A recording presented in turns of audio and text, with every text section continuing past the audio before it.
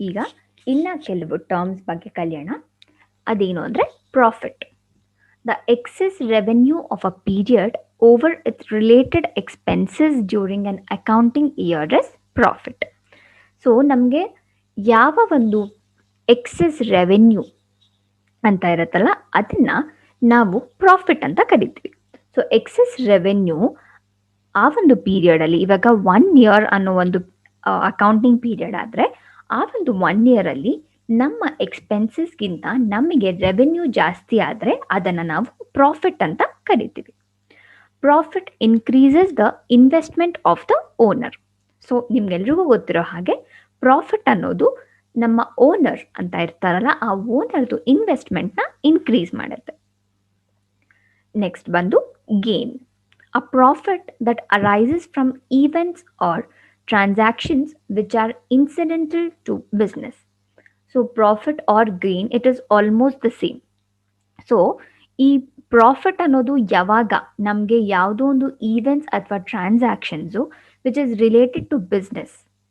So ನಾವು ಯಾವುದೇ ಒಂದು event or transactions business related ಆದಾಗ ನಮಗೆ ಅದರಿಂದ ಯಾವುದಾದ್ರೂ ಕೆಲವು ಅಮೌಂಟ್ ಆಫ್ ಪ್ರಾಫಿಟ್ ಬಂದಾಗ ಅದನ್ನು ನಾವು ಗೇನ್ ಅಂತ ಕರಿತೀವಿ. For example sale of fixed assets ಮತ್ತು ವಿನ್ನಿಂಗ್ ಅ ಕೋರ್ಟ್ ಕೇಸ್.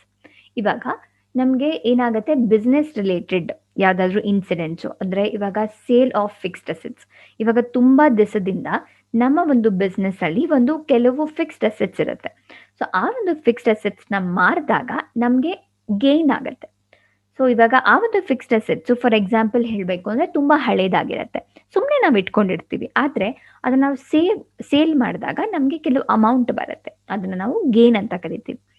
ಮತ್ತು ಇವಾಗ ಬಿಸ್ನೆಸ್ ರಿಲೇಟೆಡು ಯಾವುದೋ ಒಂದು ಕೇಸು ಕೋರ್ಟಲ್ಲಿ ತುಂಬ ವರ್ಷದಿಂದ ಇರುತ್ತೆ. ಸೊ ನಿಮಗೆ ಗೊತ್ತಿರೋ ಹಾಗೆ ಕೋರ್ಟಲ್ಲಿ ಒಂದು ಕೇಸ್ ಇದ್ದಾಗ ನಮಗೆ ತುಂಬ ಒಂದು ಅಮೌಂಟ್ನ ಅದರ ಮೇಲೆ ಇನ್ವೆಸ್ಟ್ ಮಾಡ್ತಾ ಇರ್ತೀವಿ. ಸೊ ಆ ಒಂದು ಕೋರ್ಟ್ ಕೇಸ್ನ ನಾವು ಗೆದ್ದುಬಿಟ್ಟಾಗ ಅದನ್ನು ಕೂಡ ನಮಗೆ ಗೇನ್ ಆಗುತ್ತೆ. ಸೊ ನೆಕ್ಸ್ಟ್ ಬಂದು loss. The excess expenses of a period over its related revenues it's termed as loss. So ಪ್ರಾಫಿಟಲ್ಲಿ ನಾನು ಹೇಳ್ದಂಗೆ ಯಾವಾಗ ಒಂದು ಪೀರಿಯಡಲ್ಲಿ ನಮ್ಮ ರೆವೆನ್ಯೂ ಜಾಸ್ತಿ ಆಗುತ್ತೆ, ಎಕ್ಸ್ಪೆನ್ಸಸ್ಗಿಂತ ರೆವೆನ್ಯೂ ಜಾಸ್ತಿ ಆಗುತ್ತೆ, ಅದನ್ನ ಪ್ರಾಫಿಟ್ ಅಂತ ಕರಿತೀವಿ. ಹಾಗೆ ಲಾಸ್ ಅಂದರೆ ಏನಪ್ಪ ಅಂದರೆ ನಮಗೆ ಆಗುವ ಎಕ್ಸ್ಪೆನ್ಸಸ್ಸು ನಮಗಿರೋ ರೆವೆನ್ಯೂಗಿಂತ ಜಾಸ್ತಿ ಆದಾಗ ಅದನ್ನು ನಾವು ಲಾಸ್ ಅಂತ ಕರಿತೀವಿ. Example cash or goods last by theft, fire, accident.